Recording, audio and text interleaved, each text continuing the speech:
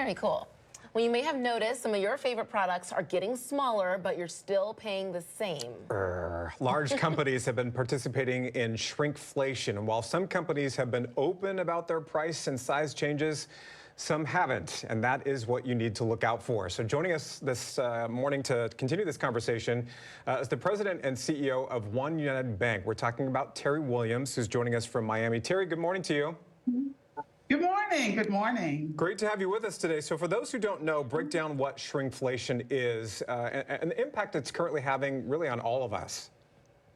Yes, no, it's a great topic. It is one that, we're sometimes not sure of like what's going on. But what shrinkflation is instead of raising the prices, what some companies are doing is offering you less for the same price. And what makes it difficult is that you feel like, you're paying the same price. So you feel like something's wrong, but you can't quite put your finger on it. And then what you feel like is you're getting less. You open that bag of chips and it seems as though there aren't many chips in the bag. Or even coffee, you go get a cup of coffee and you feel like, I used to get a 10 ounce and now I'm getting a 9 ounce. So you're not exactly sure what's going on. You feel like something's going on. And that's what shrinkflation is. Sounds like we're being cheated, to put it plainly. Teri, what are some of the broader economic implications of shrinkflation, and what are the long-term trends that we should all keep an eye on? Yeah. And let me also say it's happening in banking too. It's just very different. There'll be like an increase in sort of the amount you need to have in your bank account to avoid fees. Maybe it used to be 1,000 and it's raised to 1,500. So it's happening in banking as well. I want to say that it's not just in consumer goods. And really what you can do is, first of all, ask questions. I know I went for a cup of coffee the other day and I was like, did this cup get smaller?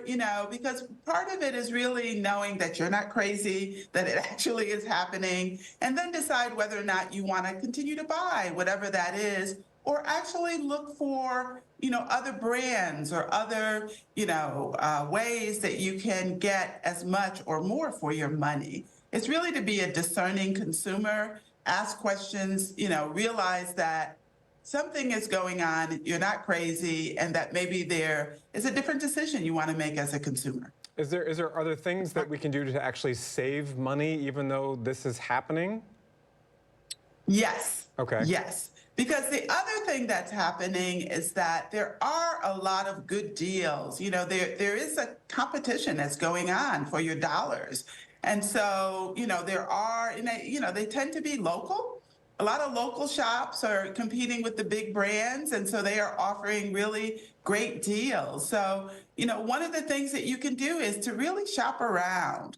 And I always say, look at what's available locally and not sort of get drawn to the big brands, because it's really the big brands that really can afford or hope that, you're always going to buy the same chips or the same goods that you've bought and offer you less and you won't notice it. But look for some local brands or some store brands that tend to offer better value.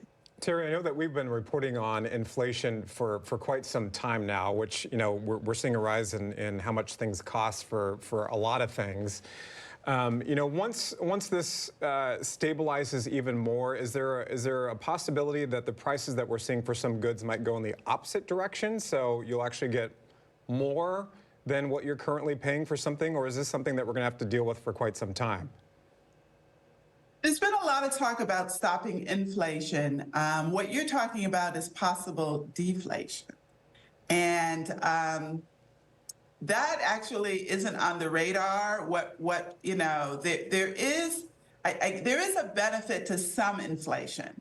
We don't want to move to a market where everything is declining in price, because what that means is that companies will be making less, they could be laying off. We really want a balance of some inflation. The Fed is trying to get to 2%, so we want some inflation, just not too much. So I would say that pricing going down, maybe for housing in some markets, you'll see a decrease in pricing, but, interest rates are higher. So I wouldn't expect necessarily lower prices. What we're really looking for is less of an increase in prices. Very interesting. Thank you Yeah. so much for explaining all the differences on that, Teri. We appreciate you joining our Seattle. Yeah, no, it's good to thank you, Seattle. Actually, I love your city, so thank you very thanks. much. It's a great city.